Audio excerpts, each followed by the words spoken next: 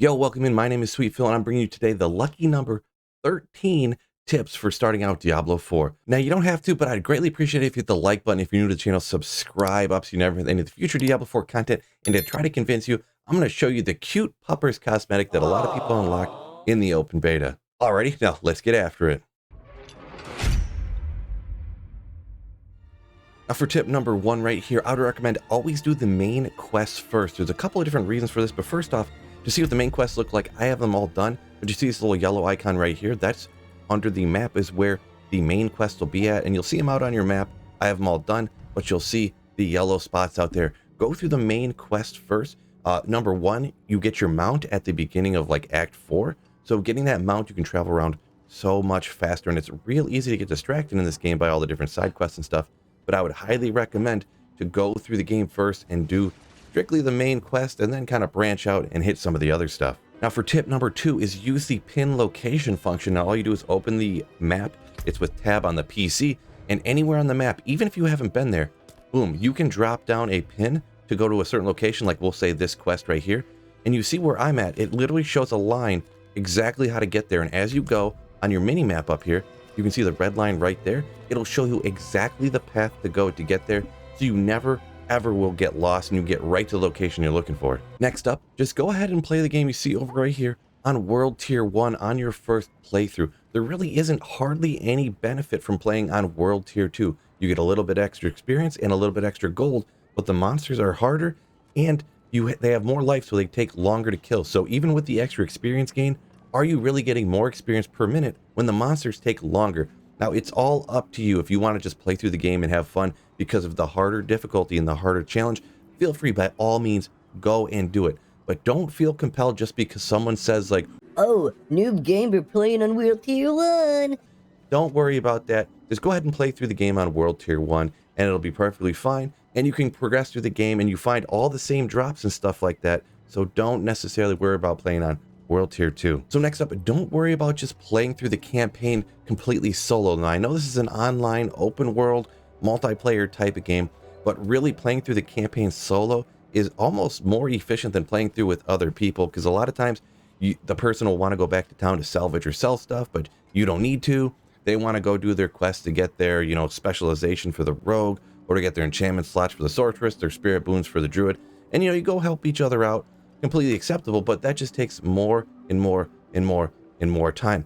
Or people, let's say they'll run ahead and you want to take a look at an item to decide if you want to put it on or not, or do things like that. You want to go upgrade something, but they want to run on with dungeons. So don't feel bad or anything like that. And it's not really the hugest benefit to play with other people on the initial playthrough itself. You see right here, I'm level 49. I played Act 1 with people, and I played the rest of the game all by myself, and I almost got up to level 50 just playing through solo anyway. So I almost feel that it's almost better to play the campaign solo and then kind of party up to level and run dungeons later. Next up is something in the options, actually. Go ahead and fire it up and go to gameplay. And there's some important things in here that I would recommend turning on, specifically the advanced tooltips right here. Make sure those are both turned on, because if you don't have those on, when you look at items, you see how, we'll look at the aspect at the bottom of this one. You have 22%, and then it shows the range, 20 to 40% that it can roll. If you don't have those advanced tooltips on, it will not show the ranges that this stuff can roll between. And you see on every single thing, you can see if you have a perfect rolled aspect, because the perfect rolled aspects are going to be way better for you than the worst stuff. And those are ones you're definitely going to want to save. So make sure you turn on those advanced tooltips for number 1. There is a few other things down here as well. I like having this toggle display as on, so then when you push the button, instead of it just showing up and then the items will disappear after like 10 seconds, I believe it is right here, yes, it will actually stay on all the time. So you'll always be able to see those items laying on the ground. Maybe if there's a long battle, an item will drop at the start and then it'll disappear before the end and you might actually miss it. So that's the way I prefer to have that on. And then if you have minions, you can go ahead and check, have your minions health bar on. If you're running something like a necro or a druid with those summons up, it might be a good idea to see how those summons are actually doing. Next up, this is so crucially important. This is a big mistake I made, actually. So after you play through the game, you can start eventually getting world bosses. And one spawns in a place over here called the Crucible. Now, as you can see, certain areas like right here, this is all fogged. Now, if these areas are all covered in fog, you will not see when a world boss is going to spawn. And I was unaware of that at first. So make sure you can look up maps online to see where these areas are at. I know the Crucible is right here. I think there's another one right up over here, and there's 2 more down here. There's one here, I believe, and another one over here. So make sure you look up where those all are at and reveal the fog off of it so you can actually see the area, so that when there is a world boss, you will actually be able to see the countdown and you can get out there and take that battle on. Next up is at least slightly upgrade your gear if you know it's something you're going to have on for a while. Now you go ahead and look, I upgrade everything here that I had 2 times because it costs almost nothing to do the first couple upgrades past like level 15 or 20. Doing the first couple upgrades is essentially free. It's just a few thousand gold and some resources that you have a ton of. And just for an example, I'll go ahead and show you. Why don't we go ahead and upgrade these legendary gloves? It costs 1,000 gold and 10 of these leathers. I have 840 of them because as long as you're salvaging like some of your stuff along the way, you're going to get a ton of those. 1,000 gold is nothing even early on. So we'll go ahead and upgrade that one time. Oh, now it's 2,000 gold and a little bit of leather and some superior leather. Big whoop. Might as well upgrade it. Now, I do actually have a ton of these failed crystals. I could upgrade it even more, but I would recommend early on, unless you know it's something you're going to use for a ton of time, maybe just save some stuff, but you could go ahead and why not? We'll upgrade it again even to get to the 3rd one. So go ahead and watch your resources and don't forget to upgrade your stuff because that will add a ton of different either defense or strength or whatever on top of everything you have already. And along with that, I would recommend rough split. Now you could go a little bit more heavy one way or the other, but salvage and selling, split it roughly 50-50. I would say maybe I do 60-40, or I salvage 60 and sell 40. But you go ahead in here and you can check off, you hit spacebar on stuff in your inventory and it'll check it as junk. You can come over here and you can salvage all junk. And also you can come over here. If you have a ton, even if your inventory is all like this, you check it as junk. You can see right here, right click and you sell all junk and you'll sell everything. And really, if you run a dungeon, even at some of the lower levels, you can get like 100,000 gold for selling everything. So don't just salvage everything or don't just sell everything. Do a split of the two so you have both the resources, the materials, and the gold to do the different things you need in this game. Now, here's a great time to go ahead and show you.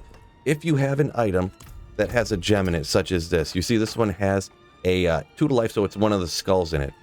Don't pay a bunch of gold. It costs like 40 or 50k gold in order to extract that if you don't want this item anymore, but you want to keep the gem that's in it. If you go ahead and salvage this item, you see that the gem is actually right here. So the item goes away and you keep the gem and it costs astronomically less. Not on top of that, you actually get crafting materials as well. So don't pay to take the gem out if you don't want the item anymore. Just go ahead and salvage it. Now, do not forget to upgrade these potions right here. If you didn't know, there's certain levels where you can come over to this person right here, the alchemist, and at certain levels 10, 20, 30, 45, 60, blah blah blah, as you go up you can upgrade your potions. It'll make them heal more over the same amount of time, but you'll heal more, so that will definitely help you out. I always kept forgetting to run over here, but you're not going to now. Actually, Renown can be incredibly important in this game as well. How do you get to it on PC? I kind of kept forgetting. I can't remember all these shortcuts, but just hit tab to open the map, or if you're on console, whatever opens the map. And on PC, you hit the W key, and it will open the Renown region progress. Now, it's super important to look at these different things right here. We get 1 skill point, you get 1 extra potion, another skill point, Paragon points, and there's all the different regions where you can get the different Renown at. I got some of it still to work on, but this Renown can actually be incredibly important. Actually, get early on, getting the skill point, getting the capacity on the potion, super important. And I still have some of these that I got to go ahead and do over here. So you see, I actually already have 6 potions, and I'm probably going to end up having like 10 of them. Now, one that can absolutely boost up your character like crazy is there's certain aspects that you can get and then just imprint them straight onto an item. You get these aspects by completing certain dungeons. You can look them up on certain maps or go ahead and Google them. I'm not going to go over every single one. There's one twisting blades for the rogue if you're doing that skill. So the blades orbit around you after they return, dealing damage. This one is absolutely crazy. There's certain ones for the barb, for the druid, for all the characters. There's certain aspects you can just farm straight from a dungeon and imprint them on them. I would really recommend just look up 1 or 2 for your build that you know are going to just absolutely set it off. And as you're playing through, maybe right after you get your mount, or even before that if you're running by, hop in there, get that aspect and imprint it on, because they can really like in some cases 50% or double the amount of damage that your build does, and they're incredibly important. Now, these aspects that you farm will always be minimum rolls. So you see this Twisted Blaze is 10 to 15. If I had imprinted this aspect, which this is one you can imprint, you can find in a dungeon, but I actually found this one dropping off of a monster, it will always have the minimum roll. So it'll be 10% Twisting Blades return damage, and the orbit damage increase up to 20% at the bottom. But they are absolutely crucial for so many builds. Now, there's so many of these, you don't necessarily have to use this one. I guess I'll link it in the description. I just like this website. I like the way they generally set things up. But these interactive maps can help you out a ton. Now, if you don't want the spoilers and stuff, I suppose if you're one of those people, that's fine. But if you want to find exactly how to find, like I mentioned before, those aspects, or you want to find all of these Lilith altars, you can look on these interactive maps, and they are so incredibly helpful. On top of that, you can look up, right here's the Crucible, where one of the world bosses will be. You can see where all the different quest points are at, all the different strongholds. These interactive maps are a great tool to really help you out and save a ton of time here in Diablo 4. So I hope these tips helped you out. Make sure you hit the like button and subscribe up if you're new to the channel before you go. Peace out, you slayers.